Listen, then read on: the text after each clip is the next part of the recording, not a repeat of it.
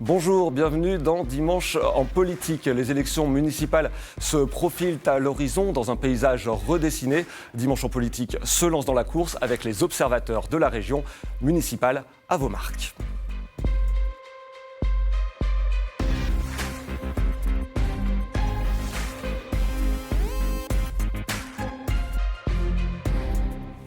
Qui affrontera le maire de Limoges, qui se lancera dans la bataille à Guéret, quel sera le poids de la République en marche? Les questions sont nombreuses et nous allons tenter d'y voir plus clair et de vous donner des éléments d'analyse avec des journalistes et observateurs des 3 départements. Pascal Ratino, bonjour. Bonjour. Vous êtes le rédacteur en chef du Populaire du Centre à Limoges. Éric Donzé, en duplex de Guéret, bonjour, merci de nous rejoindre. Bonjour. Vous êtes le chef d'agence de la montagne en Creuse. Éric Porte, journaliste à la montagne, cette fois en Corrèze. Merci d'être venu jusqu'à nous. Et Thomas Marty, vous êtes docteur en sciences politiques basé à Guéret. Merci d'être avec nous. Malheureusement, ce plateau est très masculin et on espère tous un jour accueillir des consoeurs. On commence avec la plus grande ville de la région, Limoges, où un séisme s'était produit en 2014 avec la fin de l'hégémonie socialiste et la victoire du candidat Les Républicains Émile Roger Lamberty. Aujourd'hui, même si elle n'est pas officielle, il y a peu de doutes sur sa candidature, mais en face, c'est compliqué avec l'union des partis de gauche et des écologistes qui, pour l'instant, n'a pas abouti. Pascal Ratino, première question, est-ce que ces 2 mouvements à Limoges sont irréconciliables ? Il semblerait. Il semblerait, puisqu'il y a une conférence de presse qui est prévue la semaine prochaine, vendredi, avec le PC, le PS, ADS et 55 citoyens pour Limoges. Pour commencer à présenter une partie de leur programme et les contours de leur liste. Donc ça veut dire qu'ils partiront ensemble et qu'à côté de ça, Génération S et Europe Écologie Les Verts feront leur chemin de leur côté avec des gens de la France Insoumise. Est-ce que c'est le séisme entre une politique à l'ancienne où on cherche des places et une urgence écologique finalement qui ne fait plus débat ? Oui, c'est peut-être plus complexe que ça. Il y a probablement effectivement des divergences sur certaines problématiques. Je pense que aussi il y a un certain nombre de haines recuites qui se sont accumulées au fil des années à gauche. Même si aucun d'entre eux ne le dira. L'hégémonie qu'a eu, vous le disiez, le PS, effectivement est retombé. Le PS est un peu plus en difficulté et certains pensent que le PS ne doit pas être le parti de cette union qui sortirait du lot par rapport aux autres. Je pense qu'il y a un peu de tout ça. Donc oui, cette union de la gauche, pourtant le PS l'a voulu à travers Gülsen Yildirim. Elle n'a pas abouti et de la même manière que c'est compliqué dans d'autres maisons, ils partiront divisés, oui. C'est logique pour vous finalement, ou c'était attendu ? Logique non, parce que pourquoi pas, ils se sont mis autour d'une table. Donc, pendant un an, on l'a vu dans Cocotte. En presque un an, oui. Donc ça pouvait aboutir. Et puis non, parce que c'était fragile, quoi. Thomas Marty, est-ce que l'écologie peut confirmer ses bons résultats aux européennes dans une ville comme Limoges ? Alors, ce qui est évident, c'est que Europe Écologie Les Verts a fait un score aux dernières élections en date, celle des européennes, qui met naturellement ce parti et les forces qui l'entourent dans une position de pouvoir négocier assez facilement avec les partenaires. On voit bien que ce qui se dessine, une union et une alliance à la gauche de la gauche, on peut l'appeler comme ça. C'est aussi l'échec, d'une certaine manière, d'une tentative de liste citoyenne. Le projet, au départ, était 50% de candidats issus du monde partisan, 50% de candidats issus du monde citoyen, si on peut l'appeler comme ça. Et on voit bien que dans la perspective de ce qui allait se passer à Limoges, ce pacte-là n'a pas fonctionné, ou en tout cas, il semble ne pas devoir fonctionner. Il fonctionnera, mais à minima, à la gauche de la gauche, et il laissera le Parti socialiste construire une alliance peut-être plus classique, plus réduite, mais sans doute plus classique. Et effectivement, alors est-ce que ça augure forcément d'une défaite de la gauche? Pas forcément. Hein. On est sur des stratégies politiques qui, en fonction du contexte, peuvent donner des résultats positifs ou négatifs. Mais en tout cas, on est dans cette situation-là aujourd'hui. Oui, parce qu'on l'a lu dans vos colonnes, Pascal Ratino. En attendant, il y en a un qui se frotte les mains, c'est le maire sortant, Émile Roger Lamberty. On l'a vu dans vos indiscrétions. Oui, alors même s'il n'a toujours pas annoncé qu'il serait candidat, mais ça ne fait aucun doute pour personne qu'il sera dans la bataille. Oui, il a comme une forme d'alignement des planètes. parce que l'union de la gauche ne se fait pas, et on sait bien, même si effectivement ça n'augure en rien du résultat des élections, que la division, c'est jamais le meilleur moyen pour gagner. Il y a nos amis de la REM qui se cherchent aussi. Alors justement, la République En Marche, ils hésitent aussi sur la marche à suivre. Alors parmi les figures locales du mouvement, certains voudraient s'allier au maire sortant Émile Roger-Lamberty dès le premier tour. D'autres veulent une liste autonome. Alors c'est quoi l'enjeu pour eux? C'est gagner la ville ou c'est juste se compter? C'est-à-dire qu'il y a les deux cas. Il y a ceux qui pensent que ça ne sera pas possible d'aller chercher les clés de la mairie. Donc c'est le camp de la députée Marie-Ange Magne, et qui pensent qu'une alliance peut être possible. Ce qui n'est pas le cas, je dirais, des deux autres députés, en l'occurrence Sophie Baudouin-Hubière et Jean-Baptiste Djebari, qui pensent que LREM doit avoir sa place dans cette lutte municipale. Ce qui d'ailleurs n'empêchera pas les deux de faire ce qu'ils ont envie de faire. Il peut très bien y avoir une liste LREM et en même temps des gens de LREM qui aillent sur la liste dès le premier tour avec Émile Roger-Lamberty. Thomas Marty, c'est la politique nationale là, qui s'invite un petit peu dans le débat local. C'est une première aussi à ce niveau-là. Alors effectivement, avec la position de secrétaire d'État récente de Jean-Baptiste Djebari, et eu égard aussi à son rôle au sein de la République En Marche, il est chargé de la recherche de financement pour les futures campagnes de 2022, effectivement, il y a un enjeu national qui s'invite. Un des obstacles que rencontre la République En Marche, partout, mais singulièrement dans des villes historiquement militantes comme Limoges, c'est qu'on est sur un scrutin de liste. Et créer une liste, constituer une liste, ce n'est pas facile. La République En Marche a des adhérents, mais est-ce qu'elle a des militants? Ça, c'est peut-être moins évident. Et donc, on doit construire des listes avec plusieurs dizaines de noms. Et pour la République En Marche, c'est a priori franchement pas évident. D'où ce système à géométrie variable, comme dans le camp opposé. Alors je vous propose de partir en Creuse maintenant avec une autre ville où la situation est encore floue, c'est Guéret. Alors là, le socialiste Michel Vernier est maire depuis 20 ans et pour l'heure, il a laissé entendre qu'il ne repartait pas, ça reste à confirmer. Et la succession est disputée avec trois noms qui circulent à gauche, le sénateur Éric Jansanetas, le conseiller municipal insoumis David Gipoulou et le président de l'Aglo, Éric Correia. Éric Donzé, comment on y voit clair avec ces trois candidatures du même côté ? On n'y voit pas clair, c'est encore plus simple que ça. C'est la grande lessiveuse à Guéret, c'est la lessiveuse qui mélange les couleurs, hein, le rose, le bleu et tout ce que vous pouvez imaginer, car on recompose aujourd'hui. Michel Vernier, oui, il ne se représente pas, mais est-ce qu'il a un successeur? Ça, c'est pas encore dit. Éric Jansanetas, sénateur socialiste, pourrait partir sur une liste appelée non pas par le Parti socialiste, mais par le député Jean-Baptiste Moreau, qui dirige les marcheurs en Creuse. De son côté, Éric Correia, socialiste, pourrait monter une liste avec une adjointe sortante, une ex-adjointe sortante qui s'appelle Delphine Bonin.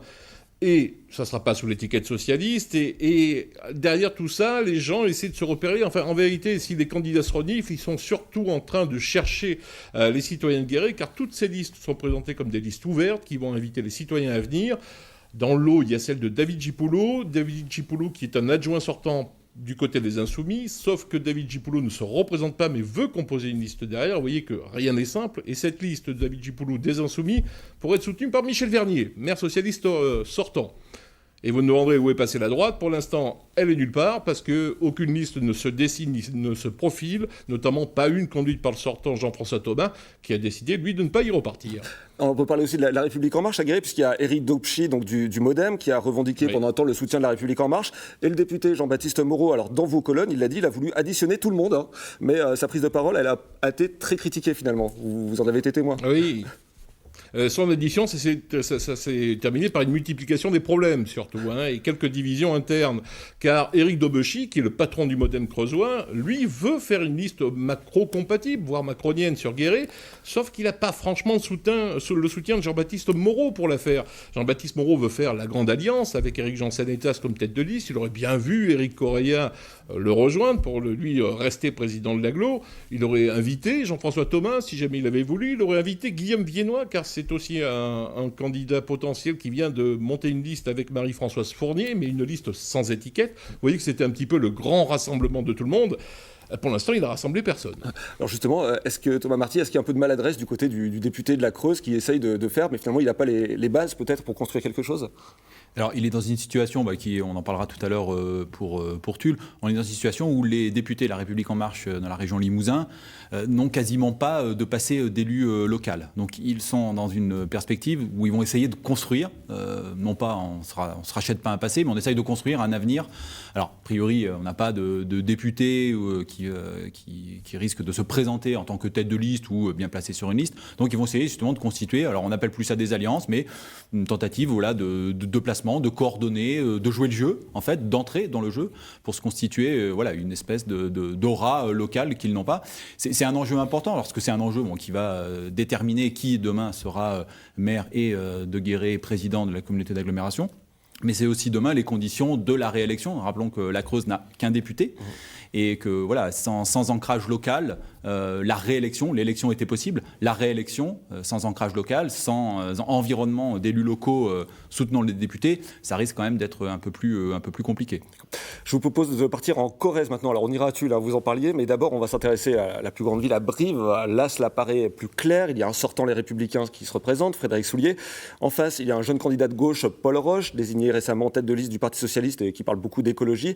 Une autre candidature à gauche, une liste citoyenne menée par Chamira Kassri, qui est une ancienne conseillère municipale d'opposition, militante socialiste. Alors Éric Porte, je me tourne vers vous. Brive est habitué à l'alternance politique. Qu'est-ce qui peut faire pencher la balance cette fois ? C'est peut-être la situation au niveau des clivages. Est-ce qu'on va retrouver des clivages classiques droite-gauche ou alors est-ce qu'avec le jeu des alliances, l'électeur va choisir plus en fonction des programmes et des projets que vont présenter les différentes listes. Donc là, pour l'instant, effectivement, on a 3 listes. La gauche semble divisée. À droite, les choses ne sont peut-être pas encore tout à fait fixées. On peut peut-être encore s'attendre à quelques peut-être dissidences qui puissent s'exprimer. Ce qui est sûr, c'est qu'LREM, en tout cas, a fait son choix donc de soutenir Frédéric Soulier. Qui a aussi le soutien donc, de LR et pas la investiture. C'est deux mots très importants. Le vocabulaire politique est important. Voilà, il y a trois listes pour l'instant en course. Alors, ce qui est assez remarquable, c'est que là, en quelques jours, le décor a vraiment explosé et tout s'est mis en place en quelques heures finalement. Alors, ce qui est compliqué à Brive, c'est que c'est une conseillère municipale d'opposition, Patricia Bordas, qui représente La République En Marche et qui soutient le maire sortant, Frédéric Soulier. Ça, pour les électeurs, c'est peut-être un peu compliqué à comprendre. Est-ce qu'elle était vraiment d'opposition ? J'en suis pas sûr, parce qu'elle a quand même voté le dernier budget présenté par Frédéric Soulier. Donc je pense que l'opposition, elle a glissé petit à petit vers une adhésion et une démarche commune avec la majorité sortante. Alors plus globalement, Patricia Bordas, elle s'est exprimée hier publiquement en disant en Corrèze, on soutient Corrèze demain, donc les listes plutôt étiquetées à droite. C'était une surprise ça ou... Alors oui, c'est une surprise parce que la stratégie de La République En Marche elle pouvait être soit essayer d'aligner des listes. On parlait fortement de Malmort. Il y avait une démarche qui avait été entamée en ce sens et annoncée. Soit on essayait effectivement de placer ce qu'ils appellent des marqueurs, c'est-à-dire des têtes ou des gens dans les listes de rassemblement. C'est plutôt cette deuxième option qu'ils ont choisie, qu'ils ont validée. L'information principale, c'est que finalement, Patricia Bordas, qui est donc membre du conseil municipal en ce moment, ne sera pas sur la future liste que devra présenter donc Frédéric Soulier avec des candidats de République En Marche. La mission a été confiée à Philippe Lescure, un ancien du MoDem et qui anime le comité local de République En Marche sur Brive. Alors à Tulle, le socialiste sortant Bernard Combe est à nouveau candidat, il l'a dit sur ce plateau. La droite corrézienne, elle n'a pas tranché entre Raphaël Chaumeil et Dominique Christian, qui est une ancienne sous-préfète d'Arcachon et plus macro-compatible, dit-on. Éric Porte, Bernard Combe, il va profiter de ces dissensions là aussi ? Bernard Combe, il va falloir quand même qu'il renouvelle pas mal sa liste. Je pense qu'il est face à un défi assez important pour reconquérir la mairie de Tulle. Il a aussi en face de lui une liste Front National, ce qui est quand même un événement. Ce sera peut-être une des seules de la région peut-être une des seules de la région, effectivement. Alors on ne sait pas si elle se présentera effectivement, mais pour l'instant, elle est en cours de constitution, ce qui quand même à Tulle, quand on connaît le passé de cette ville, est un véritable tremblement politique. On l'a vu aussi aux dernières européennes, où le RN est arrivé en tête à Tulle. Voilà. Et puis donc, il y a cette liste, effectivement, menée par le Parti radical, qui est parrainée par le sénateur Dénal Chassin, avec Christophe Géryty, le député de La République En Marche, autour d'une Dominique Christian, donc, qui est une ancienne sous-préfète qui était en poste à Arcachon, notamment. Donc, effectivement, 3 listes sur Tulle. Les jeux sont plutôt ouverts. Thomas Marty, là encore, on le voit, La République En Marche est à la manœuvre un petit peu pour essayer peut-être de faire tomber Bernard Combe. Oui, alors c'est peut-être... c'est l'un des seuls cas sans doute où on a le député qui est finalement un élu local sortant, ancien maire de Naves, qui tente de jouer le jeu. Alors dans une ville qui est traditionnellement acquise à la gauche et à une alliance traditionnelle PS-PC. Et qui va être observée au niveau national, alors, la ville de François Hollande. Oui, voilà. Et puis bon, on constate, en tout cas à gauche, très peu de dissidence potentielle. Autant sur Brive, on est sur... alors effectivement, la gauche n'est pas sortante à Brive, mais a aussi un passé et un héritage relativement important.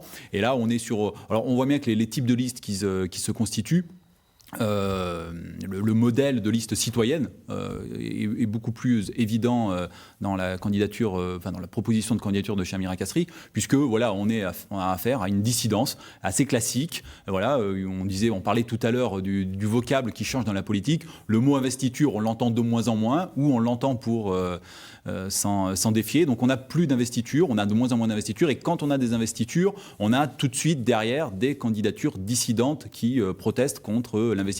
L'investiture, voilà, elle n'a pas bonne presse, elle n'est jamais légitime.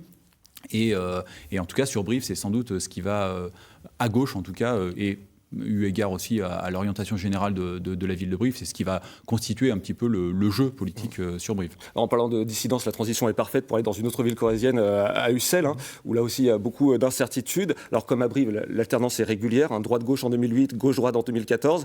Christophe Arfeuillère, le maire sortant, va faire face à son ex-première adjointe Françoise Bézia, qui s'est aussi déclarée cette semaine. Il y a aussi une liste de gauche ouverture menée par le socialiste Pierrick Crenier. Éric Porte, qu'est-ce qui s'est passé dans cette majorité municipale pour qu'il y ait des dissidences au sein de la majorité? Des divergences de vues sur certains dossiers, notamment sur l'évolution du budget, sur la façon de faire, et puis je crois un affrontement de personnes entre Christophe Arfeuillère et Françoise Bézia. Ça a éclaté au printemps avec la démission surprise de Françoise Bézia après un désaccord sur le budget. Puis petit à petit, tous les conseillers proches de Françoise Bézia ont démissionné. Donc je pense que Françoise Bézia a quand même hésité longtemps avant de se lancer.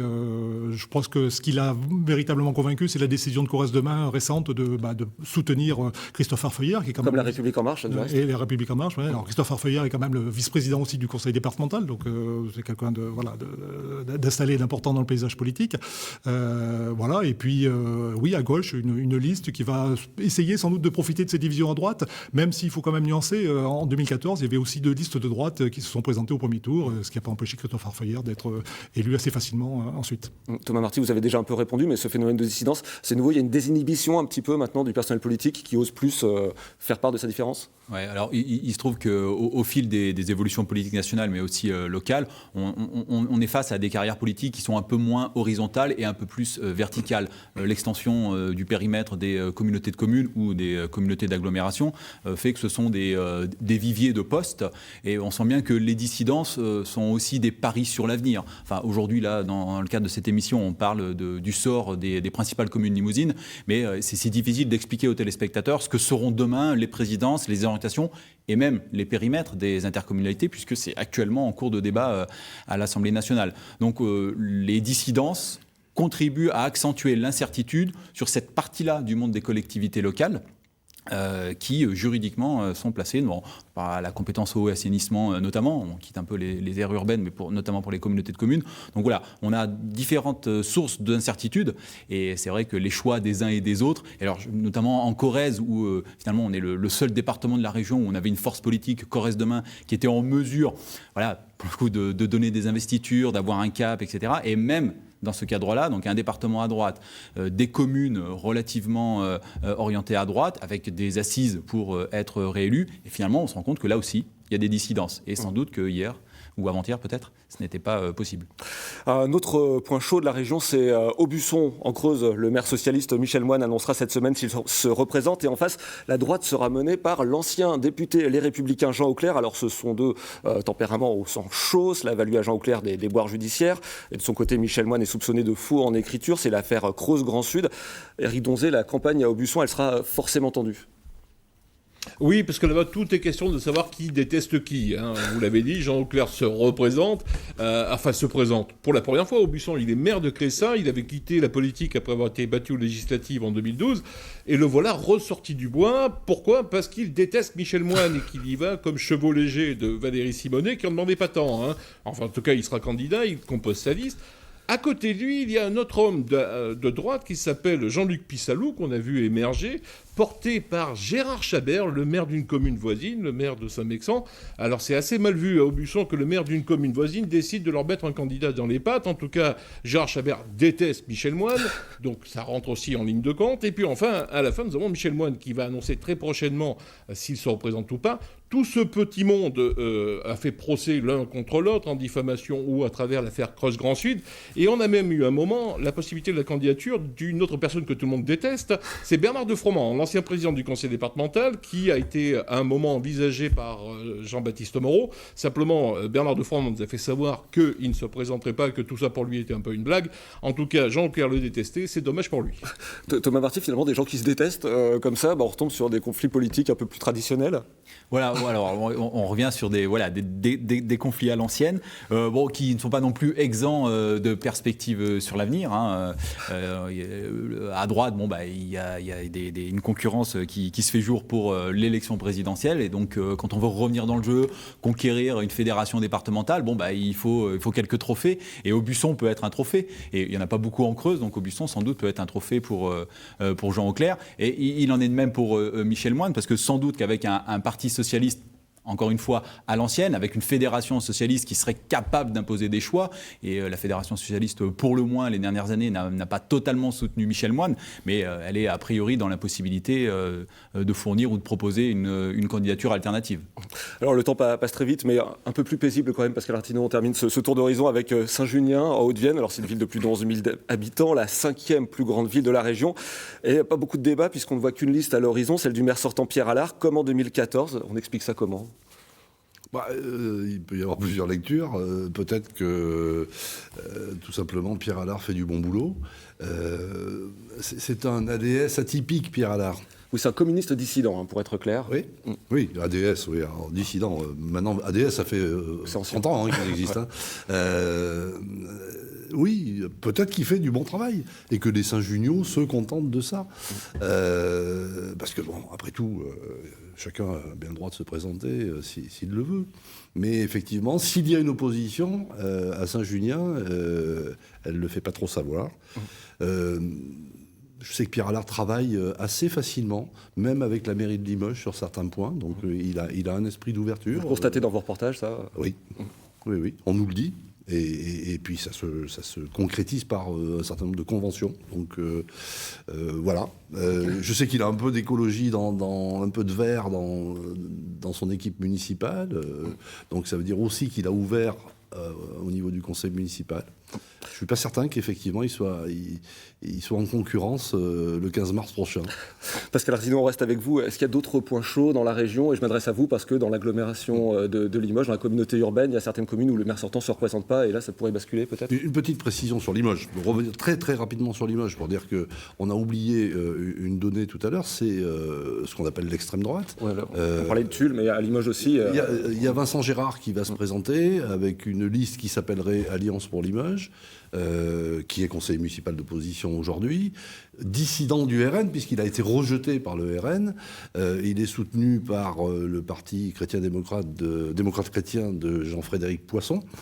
Et le RN a bien dit qu'il aurait une liste. Donc là aussi, il pourrait y avoir 2 listes à l'extrême droite. Il faut savoir qu'à Limoges, c'est 18%, grosso modo, aux dernières municipales, que ça pèse le vote extrême droite, donc c'est une donnée importante. Et dans les communes alentours ?